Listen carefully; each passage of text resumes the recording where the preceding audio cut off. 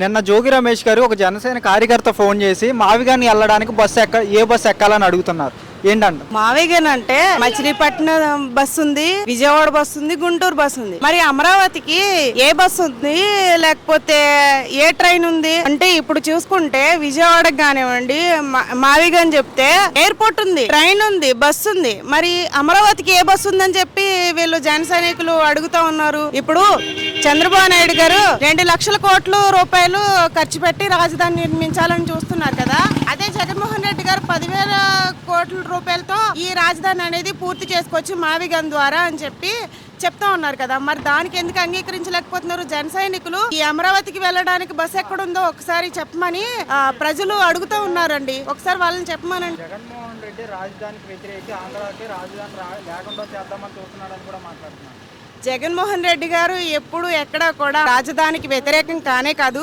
ఏదైతే డెవలప్మెంట్ చేయాలో, పేద ప్రజలకి అభివృద్ధి చేయాలో దాని దిశగానే జగన్మోహన్ రెడ్డి గారు ఆయన పరిపాలన అనేది అందించాలని చూస్తున్నారు. అయితే కొంతమంది అబద్ధాలు మోసాలు ప్రచారం చేసి ఏదైతే చంద్రబాబు నాయుడు గారు అబద్ధపు ప్రచారాలు చేశారో దాన్ని బేస్ చేసుకుని తన సామాజిక వర్గాన్ని అభివృద్ధి చేసుకునే దిశగా 22 గ్రామాలకి అభివృద్ధి మాత్రమే చేయాలనుకుంటున్నారు. అదే జగన్మోహన్ రెడ్డి గారు 3 జిల్లాలను అభివృద్ధి చేయాలనుకుంటున్నారు కదా. ఈ రాజధాని వల్ల 3 జిల్లాలు ఎక్కువ, లేకపోతే 22-23 గ్రామాలు ఎక్కువ.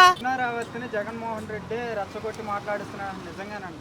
జగన్మోహన్ రెడ్డి గారు రెచ్చగొట్టాలంటే ప్రశ్న రావర్తే కావాలా ఏంటి? జగన్మోహన్ రెడ్డి గారు ఒక పిలుపునిస్తే మొత్తం రాష్ట్రంలో ఉన్న ప్రజలందరూ ఆ పిలుపు మేరకు వచ్చేస్తారు. ఆయన పిలిపే ఓన్సల్లా జగన్మోహన్ రెడ్డి గారు కనిసాగి చేస్తే చాలు రాష్ట్రం మొత్తం కదిలొస్తుంది. ప్రశ్న రావత్ని అడ్డు పెట్టుకోవాల్సిన అవసరం అంత దిగజారుడు రాజకీయాలు జగనానికి అలవాట్లేదు, అలవాటు చేసుకోరు, అలాంటి ప్రయత్నాలు చేయరు కూడా.